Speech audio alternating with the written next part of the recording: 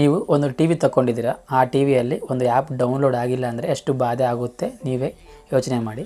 ಹೇ ಪ್ರೇಕ್ಷಕರೇ, ಹೇಗಿದ್ದೀರಾ? ಚೆನ್ನಾಗಿದ್ದೀರಾ? ಇವತ್ತು ನಾನು ಈ ವಿಡಿಯೋದಲ್ಲಿ ಇವಾಗ 2026 ಸೇಲ್ಸ್ ಬರ್ತಾ ಇದ್ದಾವೆ. ಬಿಗ್ ಬಿಲಿಯನ್ ಡೇ ಸೇಲ್ಸ್ ಆಗ್ಬೋದು, ದೀಪಾವಳಿ ಸೇಲ್ಸ್ ಆಗ್ಬೋದು, ಇವಾಗ ಬರ್ತಾ ಇದ್ದಾವೆ. ಈ ಸೇಲ್ಸಲ್ಲಿ 10,000 ಬಜೆಟಲ್ಲಿ ಯಾವ ಟಿ ವಿ ತೊಗೊಬೇಕಂತ ನಾನು ಈ ವಿಡಿಯೋದಲ್ಲಿ ಕ್ಲಿಯರಾಗಿ ಎಕ್ಸ್ಪ್ಲೈನ್ ಮಾಡ್ತೀನಿ. ಹಾಗೆ ನೀವು ಈ ಬಜೆಟಲ್ಲಿ ಟಿ ವಿ ತೊಗೊಬೇಕಂತ ನೋಡ್ತಾ ಇದ್ದರೆ ಮಾತ್ರ ನಾನಿವಾಗ ಒಂದು 5 ಟಿ ವಿಸ್ ಬಗ್ಗೆ ಮಾತಾಡ್ತೀನಿ. ಆ ಟಿ ವಿಸಲ್ಲಿ ಆಗ್ಬೋದು, ಇಲ್ಲಾಂದರೆ ಬೇರೆ ಟಿ ವಿ ನೀವು ತೊಗೊತಾ ಇದ್ದರೆ ಮಾತ್ರ ಈ ಕೆಲವೊಂದು ಪಾಯಿಂಟ್ಸ್ ಬಗ್ಗೆ ನಾನು ಮಾತಾಡ್ತೀನಿ. ಆ ಕೆಲವೊಂದು ಪಾಯಿಂಟ್ಸು ಮೀಟ್ ಆಗ್ತಾ ಇದ್ದಾವ ಇಲ್ಲ ಅಂತ ಚೆಕ್ ಮಾಡಿಕೊಂಡು ನೀವು ಟಿ ವಿ ತೊಗೊಳೋದೇ ಒಳ್ಳೆಯದು. ಫಸ್ಟ್ ನಾನು ಆ ಪಾಯಿಂಟ್ಸ್ ಬಗ್ಗೆ ಮಾತಾಡ್ತೀನಿ, ಆಮೇಲೆ 5 ಟಿ ವಿಸ್ ಬಗ್ಗೆ ಮಾತಾಡ್ತೀನಿ. ಹಾಗೆ ಈ 5 ಟಿ ವಿಸ್ ಲಿಂಕ್ಸ್ ನಾನು ಈ ವಿಡಿಯೋ ಡಿಸ್ಕ್ರಿಪ್ಷನಲ್ಲಿ ಕೊಡ್ತೀನಿ, ಚೆಕ್ ಮಾಡಿ. ಫಸ್ಟ್ ನಾನು ಯಾವ ಪಾಯಿಂಟ್ಸ್ನ ನಾವು ಕನ್ಸಿಡರ್ ಮಾಡಬೇಕು 10,000 ಬಜೆಟಲ್ಲಿ ನಾವು ಟಿ ವಿ ತೊಗೊಳೋವಾಗ ಅಂತ ಮಾತಾಡ್ತೀನಿ. ಫಸ್ಟ್ ನಾವು ನೋಡಿದರೆ ಈ 10,000 ಬಜೆಟಲ್ಲಿ ಮ್ಯಾಕ್ಸಿಮಮ್ ನಮಗೆ 32 ಇಂಚ್ ಟಿ ವಿ ಮಾತ್ರನೇ ಬರೋದು ಒಂದು ವಿಷಯ. ಅದು ಸೆಕೆಂಡ್ ಏನಂದರೆ ನಾವು ರಿಸಲ್ಯೂಷನ್ ನಾವು ನೋಡಿದ್ರೆ ನಮಗೆ ಮ್ಯಾಕ್ಸಿಮಮ್ HD ರೆಡಿ ಮಾತ್ರನೇ ಬರೋದು ಆ ಬಜೆಟಲ್ಲಿ. ಡೆಫಿನೆಟ್ಟಾಗಿ ಕೆಲವೊಂದು ಟೈಮ್ಸ್ ಜಾಸ್ತಿ ಅವರ್ಸ್ ಏನನ್ನ ಬಂದರೆ ಟಿ ವಿಸ್ ಮೇಲೆ, ಆವಾಗ ನಾವು ಫುಲ್ HD ಪ್ಲಸ್ ಡಿಸ್ಪ್ಲೇನಿಂದ ನಾವು ಟಿ ವಿ ನೋಡ್ಬೋದು ಆ ಬಜೆಟಲ್ಲಿ, 10,000 ಬಜೆಟಲ್ಲಿ. ಇದು ಮಾತ್ರ ಡೆಫಿನೆಟಾಗಿ ನೀವು ನೆನಪಿಟ್ಕೊಬೇಕು. ಸೆಕೆಂಡ್ ಪಾಯಿಂಟ್ ಏನಂದರೆ ನೀವು ಟಿ ವಿ ತೊಗೊಳೋವಾಗ ಡೆಫಿನೆಟಾಗಿ ನನ್ನ ರೆಕಮೆಂಡೇಷನ್ ಏನಂದರೆ 10,000 ಬಜೆಟ್ ಆದ್ರೂ ನೀವು ಒಂದು ಆ್ಯಂಡ್ರಾಯ್ಡ್ ಟಿ ವಿ ತೊಗೊಳೋದೇ ಒಳ್ಳೆಯದು. ಆ್ಯಂಡ್ರಾಯ್ಡ್ ವಾಯ್ಸ್ನಿಂದ ಬರೋ ಟಿ ವಿ ತೊಗೊಳೋದೇ ಒಳ್ಳೆಯದು. ಯಾಕಂದರೆ ಆ್ಯಂಡ್ರಾಯ್ಡ್ ಟಿ ವಿಯಲ್ಲಿ ಮ್ಯಾಕ್ಸಿಮಮ್ ನಮಗೆ ಎಲ್ಲ ಆ್ಯಪ್ಸ್ ಸಿಗ್ತವೆ. ಎಲ್ಲ ಆ್ಯಪ್ಸ್ ನೀವು ಡೌನ್ಲೋಡ್ ಮಾಡಿಕೊಂಡು ಯೂಸ್ ಮಾಡ್ಕೊಬೋದು. ಸಪೋಸ್ ನೀವು 10,000 ಬಜೆಟಲ್ಲಿ ಒಂದು ಟಿ ವಿ ತೊಗೊತೀರಾ, ಯಾವುದೋ ಒಂದು ಆ್ಯಪ್ ಡೌನ್ಲೋಡ್ ಆಗಿರಲಿಲ್ಲ ಅಂದರೆ ಮಾತ್ರ ಡೆಫಿನೆಟ್ಟಾಗಿ ಎಷ್ಟು ನೀವು ಬಾಧೆ ಬೀಳ್ತೀರಾ ಅಂತ ನೀವೇ ಯೋಚನೆ ಮಾಡಿ. ಅದಕ್ಕೆ ನೀವು ಡೆಫಿನೆಟ್ಟಾಗಿ ಒಂದು ಆ್ಯಂಡ್ರಾಯ್ಡ್ ವಾಯ್ಸ್ನಿಂದ ಬರೋ ಟಿ ವಿ ತೊಗೊಳೋದೇ ಒಳ್ಳೆಯದು. ಗೂಗಲ್ ಟಿ ವಿ ತೊಗೊಳೋದೇ ಒಳ್ಳೆಯದು, ಯಾವ ಬ್ರ್ಯಾಂಡಿಂದ ನೀವು ತೊಗೊಂಡಿದ್ರು ಡೆಫಿನೆಟ್ಟಾಗಿ. ಹಾಗೆ ಥರ್ಡ್ ಪಾಯಿಂಟ್ ಏನಂದರೆ ಮಿನಿಮಮ್ 1 GB ರ್ಯಾಮ್ ಇರಬೇಕು, ಹಾಗೆ 8 GB ಸ್ಟೋರೇಜ್ ಇರಬೇಕು. ಕೆಲವೊಂದು ಟಿ ವಿಸ್ ಇದ್ದಾವೆ ಈ ಬಜೆಟಲ್ಲಿ 512 ರ್ಯಾಮ್ನಿಂದ ಬರ್ತಾ ಇದ್ದಾವೆ, 4 GB ಸ್ಟೋರೇಜ್ ಕೊಡ್ತಾ ಇದ್ದಾರೆ. ಆ ಟಿ ವಿ ನೀವು ತೊಗೊಳಕ್ಕೆ ಹೋಗಬೇಡ್ರಿ. ಯಾಕಂದರೆ ಮಿನಿಮಮ್ 1 GB ಇಲ್ಲಾಂದರೆ ಮಾತ್ರ ಕೆಲವೊಂದು ದಿನ ಆದಮೇಲೆ ಡೆಫಿನೆಟ್ಟಾಗಿ ನಿಮ್ಮ ಟಿ ವಿ ಡೆಫಿನೆಟ್ಟಾಗಿ ಸ್ಟಕ್ ಆಗೋ ಜಾಸ್ತಿ ಇರ್ತೈತೆ, ಸ್ಲೋ ಆಗೋ ಅವಕಾಶ ಜಾಸ್ತಿ ಇರ್ತೈತೆ. ಅದಕ್ಕೆ ನೀವು ಮಿನಿಮಮ್ ಈ ಬಜೆಟಲ್ಲಿ 1 GB ರ್ಯಾಮ್ ಇರೋ ಟಿ ವಿಸ್ ತೊಗೊಳೋದು ಒಳ್ಳೆಯದು. 2 GB ಇದ್ದರೆ ಇನ್ನೂ ಒಳ್ಳೆಯದು. ಇವಾಗ ಫೋರ್ತ್ ಪಾಯಿಂಟ್ಸ್ ಬಗ್ಗೆ ಮಾತಾಡಿದ್ರೆ ಸೌಂಡ್ ಕ್ವಾಲಿಟಿ ಬಗ್ಗೆ ಮಾತಾಡ್ತೀನಿ. ಮಿನಿಮಮ್ ಸ್ಪೀಕರ್ ಔಟ್ಪುಟ್ ನಾವು ಮಿನಿಮಮ್ 20 ವಾಟ್ ಇರೋದು ತೊಗೊಳೋದು ಒಳ್ಳೆಯದು. ಯಾಕಂದರೆ ಅದಕ್ಕಿಂತ ಕಡಿಮೆ ಆದರೆ ಸ್ವಲ್ಪ ಸೌಂಡ್ ಕ್ವಾಲಿಟಿ ಕಡಿಮೆ ಬರೋ ಅವಕಾಶ ಜಾಸ್ತಿ ಇದೆ. ಹಾಗೆ ಡಾಲ್ಬಿ ಆಟಮ್ಸ್ ಇದ್ದರೆ ಒಳ್ಳೆಯದು, ಮ್ಯಾಕ್ಸಿಮಮ್ ಟಿ ವಿಸಲ್ಲಿ ಇರಲ್ಲ ಈ ಬಜೆಟಲ್ಲಿ. ಹಾಗೆ ನೆಕ್ಸ್ಟ್ ಪಾಯಿಂಟ್ ಏನಂದರೆ ಪೋರ್ಟ್ಸ್, ನಾವು USB ಪೋರ್ಟ್ಸ್ ಆಗ್ಬೋದು, HDMI ಪೋರ್ಟ್ಸ್ ಆಗ್ಬೋದು, AV ಪೋರ್ಟ್ಸ್ ಆಗ್ಬೋದು, ಇವೆಲ್ಲ ಇದಾವೆಲ್ಲ ಅಂತ ಚೆಕ್ ಮಾಡ್ಕೊಂಡು ತಗೊಳೋದೇ ಒಳ್ಳೆಯದು. ನೆಕ್ಸ್ಟ್ ಪಾಯಿಂಟ್ ಏನಂದರೆ ಈ ಟಿ ವಿ ಯಾವಾಗ ಲಾಂಚ್ ಮಾಡಿದಾರೆ ಅಂತ ಚೆಕ್ ಮಾಡ್ಕೊಳೋದು ಒಳ್ಳೆಯದು. ಯಾಕಂದರೆ ಇವಾಗ ನಾನು ಯಾವುದೋ ಒಂದು ಬ್ರ್ಯಾಂಡಲ್ಲಿ, ಇವಾಗ ಸ್ಯಾಮ್ಸಂಗ್ ಬ್ರ್ಯಾಂಡ್ ಇದೆ, ಸ್ಯಾಮ್ಸಂಗ್ ಬ್ರ್ಯಾಂಡಲ್ಲಿ ಒಂದು ಟಿ ವಿ ಬಗ್ಗೆ ಮಾತಾಡ್ತೀನಿ. 32 ಇಂಚ್ ಅಂತೀನಿ. 32 ಇಂಚ್ ಅಂದರೆ ಅದು ಯಾವಾಗ ಲಾಂಚ್ ಆಯಿತು ಅಂತ ನಮಗೆ ಗೊತ್ತಿಲ್ಲ. ನಾವು 32 ಇಂಚ್ ಇದಾಯ್ತು ಅಂತ ತೊಗೊಂಡಿರ್ತೀವಿ. ಆದರೆ ಅದು ಯಾವಾಗೋ ಒಂದು 10 ವರ್ಷ ಮುಂಚೆ ಲಾಂಚ್ ಆಗ್ಬೋದು. ಡೆಫಿನೆಟಾಗಿ ಆ ಟಿ ವಿ ಯಾವಾಗ ಲಾಂಚ್ ಆಯ್ತು ಅಂತ ಚೆಕ್ ಮಾಡ್ಕೊಂಡು ತೊಗೊಳೋದು ಒಳ್ಳೆಯದು. ನನ್ನ ರೆಕಮೆಂಡೇಷನ್ ಏನಂದರೆ 2025 2026 ಲಾಂಚ್ ಆಗಿರೋ ಟಿ ವಿ ತೊಗೊಳೋದೇ ಒಳ್ಳೆಯದು. ಯಾವಾಗ ಜಾಸ್ತಿ ಆಫರ್ ಬಂದರೆ ಮಾತ್ರ ಆ ಥರ ಏನೇನು ಟಿ ವಿಸ್ ಬಂದರೆ 2024 ಆದರೂ ನೀವು ಕನ್ಸಿಡರ್ ಮಾಡ್ಬೋದು. ಡೆಫಿನೆಟ್ಟಾಗಿ 25 ಆಗ್ಬೋದು, 26 ಲಾಂಚ್ ಆಗಿರೋ ಟಿ ವಿ ತೊಗೊಳೋದೇ ಒಳ್ಳೆಯದು.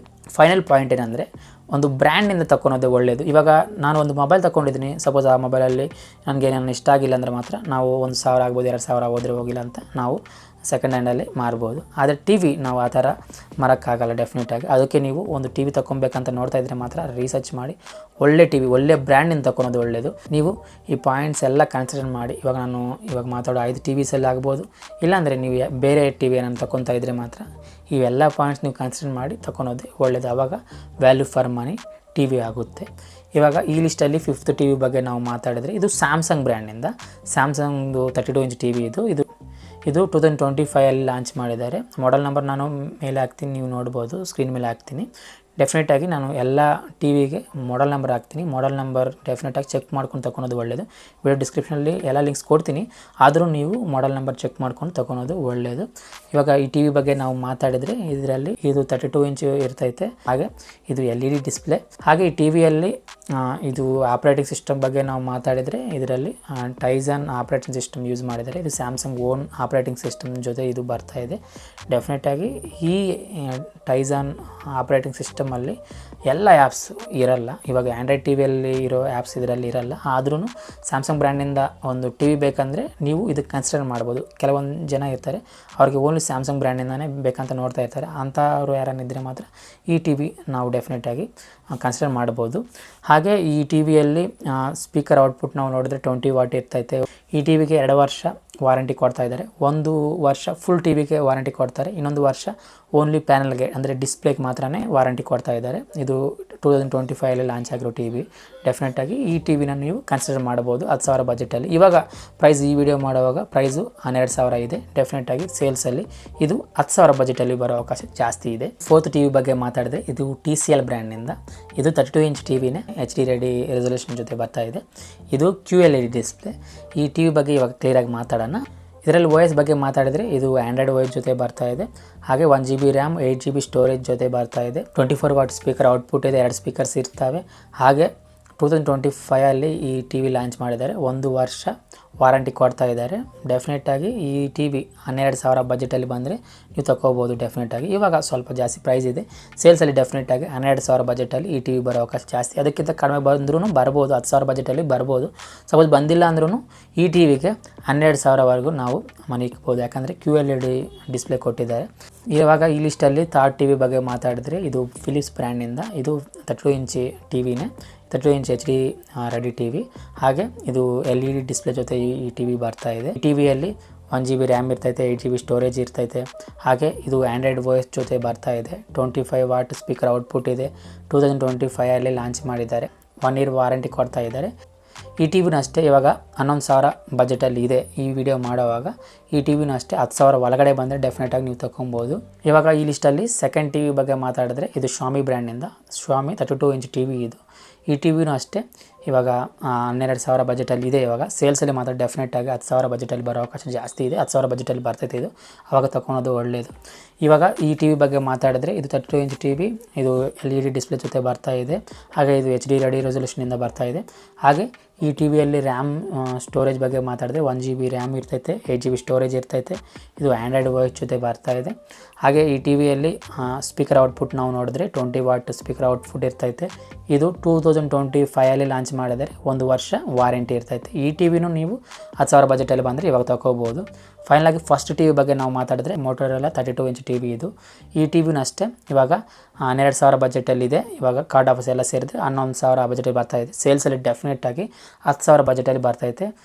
ಇದರಲ್ಲಿ ಸ್ಪೆಷಲ್ ಏನಂದರೆ QLED ಡಿಸ್ಪ್ಲೇ ಇರ್ತೈತೆ. ಇದರಲ್ಲಿ ಇದು ಡೆಫಿನೆಟಾಗಿ 10,000ಕ್ಕಿಂತ ಕಡಿಮೆ ಬರೋ ಅವಕಾಶ ಜಾಸ್ತಿ ಇದೆ. ಇವಾಗ 11,000 ಬಜೆಟಲ್ಲಿ ಇದೆ. 8,000 9,000 ಬಜೆಟಲ್ಲಿ ಬರೋ ಅವಕಾಶ ಜಾಸ್ತಿ ಇದೆ. ಈ ಟಿ ವಿ ಆದರೆ ಮಾತ್ರ ಡೆಫಿನೆಟಾಗಿ ಈ ಟಿ ವಿ ನಾವು ಆ ಬಜೆಟಲ್ಲಿ ಬಂದರೆ ತೊಗೊಬೋದು. 10,000ಕ್ಕಿಂತ ಕಡಿಮೆ ಬಂದರೆ ಡೆಫಿನೆಟಾಗಿ ತೊಗೊಬೋದು. ಈ ಟಿ ವಿ ಸ್ಪೆಸಿಫಿಕೇಷನ್ ಬಗ್ಗೆ ಮಾತಾಡಿದ್ರೆ ಇದರಲ್ಲಿ ಆ್ಯಂಡ್ರಾಯ್ಡ್ OS ಇರ್ತೈತೆ. ಇದು 32 inch HD ready TV. ಹಾಗೆ ಇದರಲ್ಲಿ 1 GB ರ್ಯಾಮ್ ಇರ್ತೈತೆ, 8 GB ಸ್ಟೋರೇಜ್ ಇರ್ತೈತೆ, 40 ವಾಟ್ ಸ್ಪೀಕರ್ ಔಟ್ಪುಟ್ ಇರ್ತೈತೆ. ಇದು 2025 ಲಾಂಚ್ ಮಾಡಿದ್ದಾರೆ. 1 ವರ್ಷ ವಾರಂಟಿ ಇರ್ತೈತೆ. ಈ ಟಿ ವಿನೂ 10,000ಕ್ಕಿಂತ ಕಡಿಮೆ ಬಂದರೆ ನೀವು ಡೆಫಿನೆಟಾಗಿ ತೊಗೊಬೋದು. ನಾನು ಬ್ರ್ಯಾಂಡ್ಸ್ನಿಂದಲೇ ಸೆಲೆಕ್ಟ್ ಮಾಡಿ ಇವಾಗ ಮಾತಾಡಿದ್ನಿ. ಈ 5 ಟಿ ವಿಸು 10,000 ಬಜೆಟಲ್ಲಿ ಬಂದರೆ ಡೆಫಿನೆಟಾಗಿ ಒಳ್ಳೆ ಟಿ ವಿಸ್ ಆಗ್ತವೆ. ಆ ಬಜೆಟಲ್ಲಿ ನೀವು ಈ 5 ಟಿ ವಿಸ್ ಅಲ್ದಿರ ಬೇರೆ ಟಿ ವಿ ತೊಗೊತಾ ಇದ್ದರೆ ಮಾತ್ರ ನಾನು ಫಸ್ಟ್ ಮಾತಾಡಿರೋ ಆ ಪಾಯಿಂಟ್ಸ್ ಎಲ್ಲ ಕನ್ಸಿಡರ್ ಮಾಡಿ ತೊಗೊಳೋದು ಒಳ್ಳೆಯದು ಡೆಫಿನೆಟಾಗಿ. ಆವಾಗ value for money TV ಆಗುತ್ತೆ. ಈ ವಿಡಿಯೋ ಇಷ್ಟ ಪ್ರೇಕ್ಷಿಸಿದರೆ ನಾನು ಈ ವಿಡಿಯೋನಿಂದ ಈ 10,000 ಬಜೆಟಲ್ಲಿ ಯಾವ ಟಿ ವಿ ತೊಗೊಬೇಕಂತ ನಾನು ಎಷ್ಟೊಷ್ಟು ಇನ್ಫಾರ್ಮೇಷನ್ ಕೊಟ್ಟಿದ್ದಂತ ಅನ್ಕೊತಾ ಇದ್ದೀನಿ. ಈ ವಿಡಿಯೋ ಇಷ್ಟ ಆದರೆ ದಯವಿಟ್ಟು ಈ ವಿಡಿಯೋಕ್ಕೊಂದು ಲೈಕ್ ಮಾಡಿ, ಹಾಗೆ ನಮ್ಮ ಚಾನಲ್ ಸಬ್ಸ್ಕ್ರೈಬ್ ಮಾಡಿ, ನಿಮ್ಮ ಫ್ರೆಂಡ್ಸ್ ಆ್ಯಂಡ್ ಫ್ಯಾಮಿಲಿ ಜೊತೆ ಈ ವಿಡಿಯೋನ ಶೇರ್ ಮಾಡಿ. Thank you so much for watching. ಜೈ ಹಿಂದ್.